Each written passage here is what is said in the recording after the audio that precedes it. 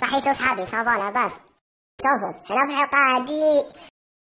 راهي تسمى انا راهي نقدم لكم نصيحه وسورتو صحاب الباك مغلاوه رمضان في ميلا هنا في السماوات راكم تعرفوني انايا بون راكم تعرفوني منها ولازمك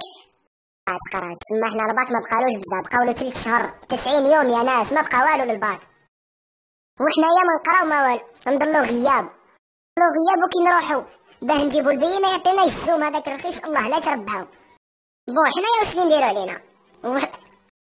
حنايا لازمنا نقراو وحنايا لازمنا نطورو حنا نديش نقرا جماعه وتهلاو في رواحكم وربي نكون معاكم ان شاء الله وبالتوفيق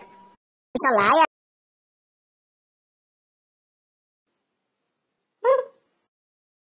صافا خوتي لاباس راكم بيان. يا جماعه الباك راهو ما بقى له والو وباه تبداو تقراو ان شاء الله يا جماعه والله خير بداو الباك هذا الباك راه بقاو له 90 يوم ما بقى له والو اللي قرا او يلقى روحو واللي ما قراش ايدي عليه قراو خوتي والله ما نرضاها الواحد يدير باك وواحد ما يديش يا جماعه والله غير قراو ونصيحه مني بربي ان شاء الله راكم تنجحوا كامل وربي او معكم هكذا خوتي وديروها في بالكم مليح ربي او معانا وانتم ديروا شي اللي عليكم تسمح حنا قصدي حنا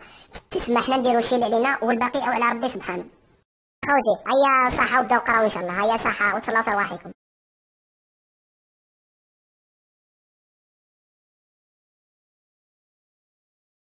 السلام عليكم خوتي بون كيما شفنا راني قدمت لكم هذه النصائح من عندي كيخوكم وهو كتلميذ